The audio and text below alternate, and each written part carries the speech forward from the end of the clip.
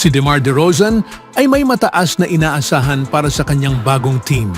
Ang playmaker ng Sacramento Kings ay tinanong tungkol sa kanyang pinakamapangahas na prediksyon para sa paparating na NBA season sa kanyang paglabas sa ESPN's First Take ngayong araw at sinabi niya na ang kanyang Sacramento Kings ay makakarating sa Western Conference Finals.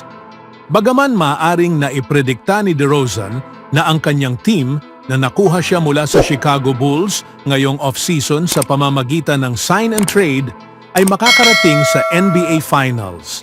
Ang makarating sa Western Conference Finals ay magpapakita pa rin ng malaking progreso.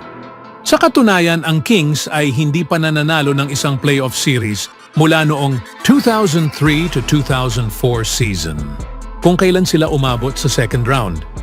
Ang huling beses na sila nakapasok sa Western Conference Finals ay noong 2002. At hindi pa sila nanalo ng kampyonato mula nang sila ay naging Rochester Royals noong 1950 to 1951. Ang Sacramento ay galing sa dalawang magkakasunod na winning seasons at may mataas na inaasahan papasok sa 2024 to 25 season. Kampanya matapos ang pagdaragdag kay DeRozan. Siya ay nagbibigay sa team ang isang go-to option sa mga critical na sandali at isang manlalaro na nag-average ng mahigit sa 20 puntos bawat laro sa nakalipas na 11 season.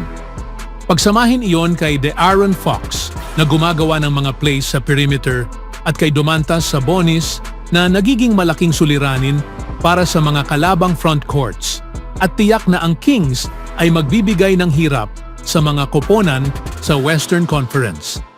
Ngunit ang Western Conference ay sobrang malalim na magiging problema pagdating sa kanilang tsansang umabot sa inaasahan ni DeRozan.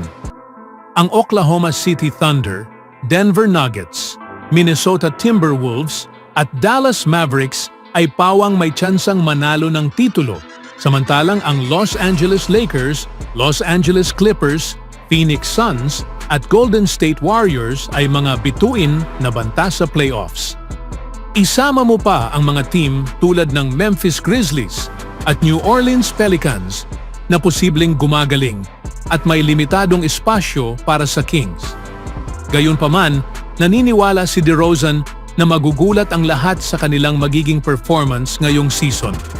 Ano sa tingin niyo mga kaibigan ang kayang gawin ng Kings? Sa ibang balita naman, alam natin kung ano ang nagawa at kaya pang gawin ni Curry. Alam din natin ang mga nagawa ni Green, karamihan dito ay kaya pa niyang gawin kapag siya'y available. Ang hindi alam ng Warriors, gayon din ng lahat, ay kung ano ang maibibigay ni Andrew Wiggins na may 79% chance na maging starter. Ganoon din para kay Jonathan Kuminga na tila may hindi bababa sa 80% chance na maging starter.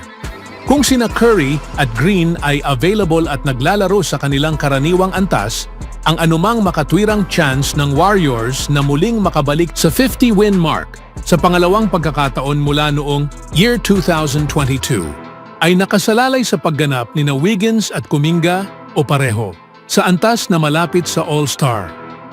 Masyadong mataas bang inaasahan? Maaring oo, pero hindi naman dapat. Si Wiggins ay naging All-Star na.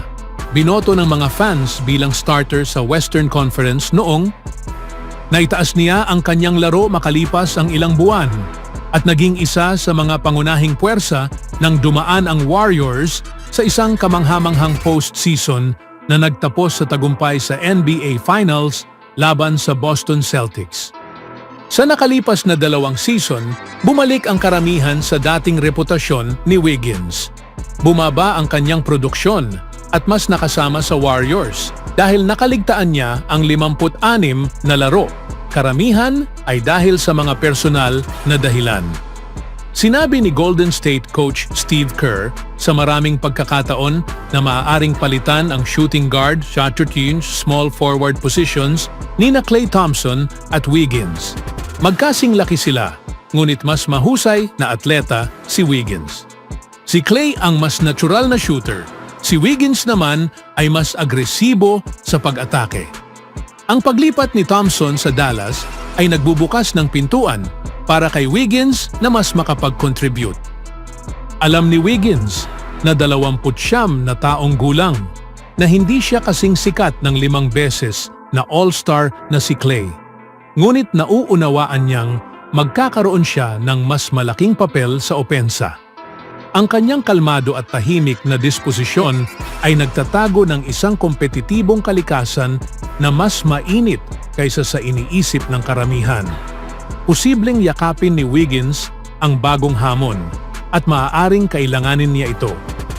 Si Kuminga, 21, ay karapat-dapat para sa isang contract extension at di umano'y humihiling ng maximum na halaga, humigit kumulang $225 million.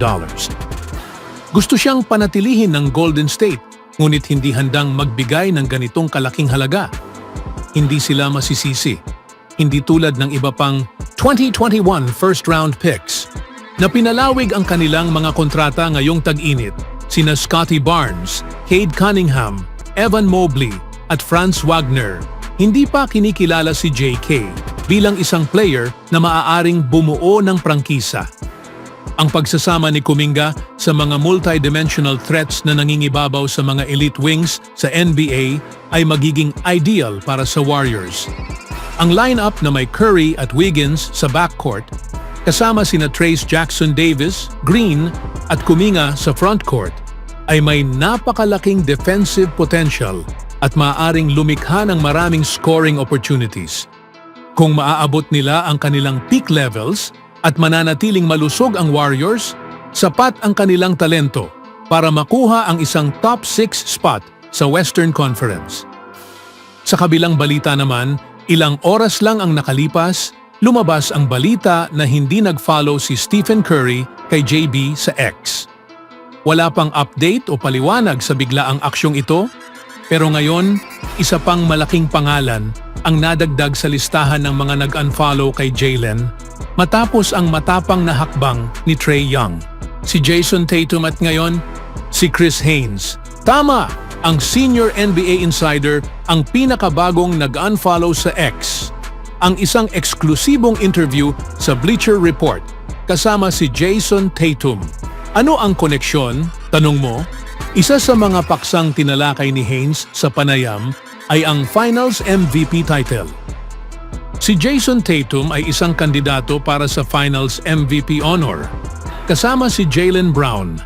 Ngunit inamin ni JT na hindi siya gaanong nag-aalala sa mga individual na parangal, lalo na't may kampyonato pang kailangan makuha. Finals MVP o kahit ano pa, ang isang kampiyon ay kampiyon. Iyon ang layunin. Gusto ko para sa mga teammate ko ang parehong gusto ko para sa sarili ko, sinabi niya kay Haynes. Kung nakuha rin ng 5-time All-Star ang Finals MVP, ito sana ang korona sa kanyang karera at sagot sa lahat ng kritiko. Ngunit si Jaylen Brown ang nakatanggap ng Bill Russell NBA Finals Most Valuable Player Award.